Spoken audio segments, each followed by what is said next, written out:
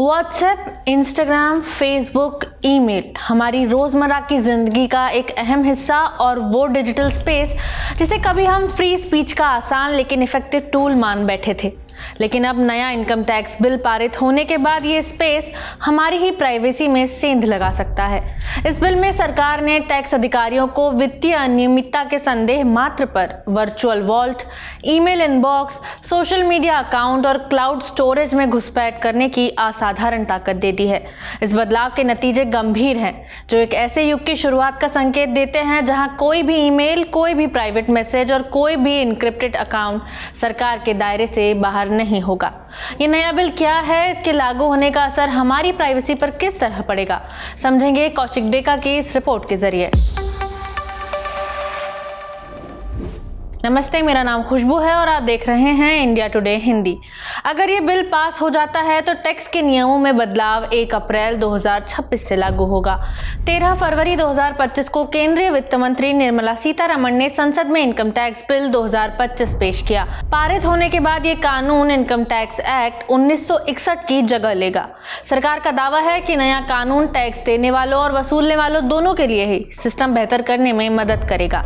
यहाँ तक तो सब कुछ ठीक दिखाई देता है, मगर इस बिल में एक क्लॉज 247 है जो न केवल टैक्स अधिकारियों की शक्तियों को बेतहाशा बढ़ावा देता है, बल्कि ऐसा करने से पहले कोर्ट की निगरानी या किसी दूसरी तरह के सुरक्षा उपायों का भी कोई जिक्र नहीं करता।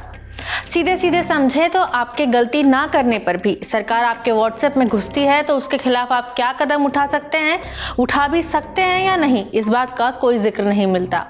क्लॉज 247 में क्या लिखा है? इस प्रावधान के मुताबिक किसी भी दरवाजे, बक्से, लॉकर, तिजोरी, अलमारी या अन्य कंटेनर का ताला तोड़ना या किसी भी कंप्यूटर सिस्टम या वर्चुअल डिजिटल स्पेस के एक्सेस कोड को ओवरराइड करके उस सिस्टम में घुसना जहां उसका एक्सेस कोड उपलब्ध नहीं है, टैक्स ऑफिसर्स के अधिकार क्षेत्र में आएगा। टैक्स चोरी की जांच करते समय भौतिक परिसर में घुसने और तलाशी लेने का अधिकार लंबे समय से है, लेकिन क्लॉज 247 इस शक्ति को डिजिटल क्षेत्र तक बढ़ा देता है। इस कानून में औपचारिक रूप से वर्चुअल डिजिटल स्पेस शब्द की बात की गई है। इस वर्चुअल डिजिटल स्पेस में व्यक्तिगत और पेशेवर ईमेल, फेसबुक, इंस्टाग्राम, ट्विटर और व्हाट्सएप जैसे social media platform, trading account और क्रिप्टो करेंसी वॉलेट सहित ऑनलाइन वित्तीय प्लेटफॉर्म, क्लाउड स्टोरेज सेवाएं, बैंक खाते और निवेश पोर्टल शामिल हैं जो अघोषित संपत्ति का सबूत दे सकते हैं। सवाल ये है कि क्या अब हर वित्तीय लेन देन, चाहे वो कितना भी वैध क्यों न हो, जांच के अधीन होगा?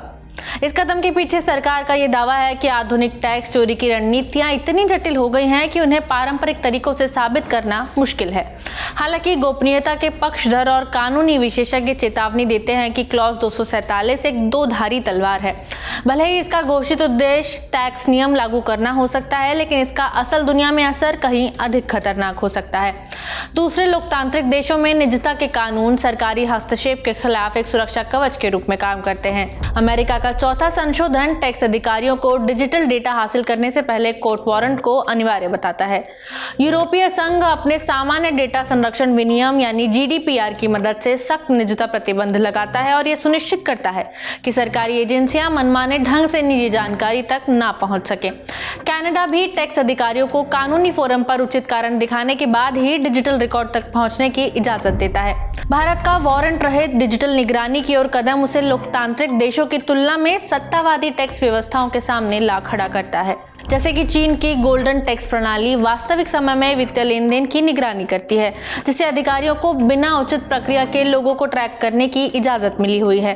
रूस के टैक्स प्रवर्तन कानून सरकारी एजेंसियों को बिना किसी रोक टोक के डिजिटल संचार तक पहुंच प्रदान करते हैं।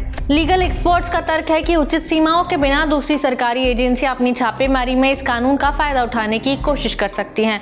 सुप्रीम कोर्ट ने पहले जस्टिस KS पुट्टस्वामी बनाम भारत संघ 2017 में फैसला सुनाया था कि निजता का अधिकार संविधान के अनुच्छेद 21 के तहत एक मौलिक अधिकार है।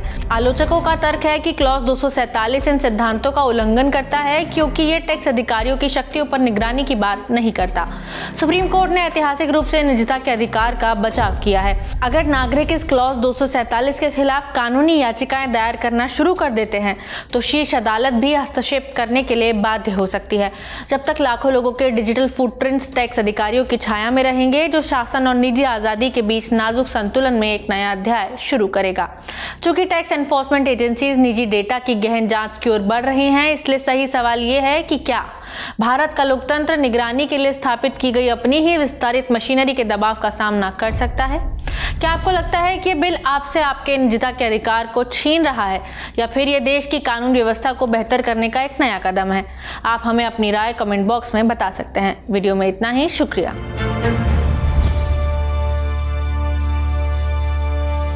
इसी तरह की तसल्ली से भरी हुई एक्सक्लूसिव रिपोर्ट्स देखने के लिए सब्सक्राइब करें इंडिया टुडे हिंदी का यूट्यूब चैनल और बेल आइकन जरूर प्रेस करें ताकि वीडियो अपलोड होते ही आपको खबर हो जाए।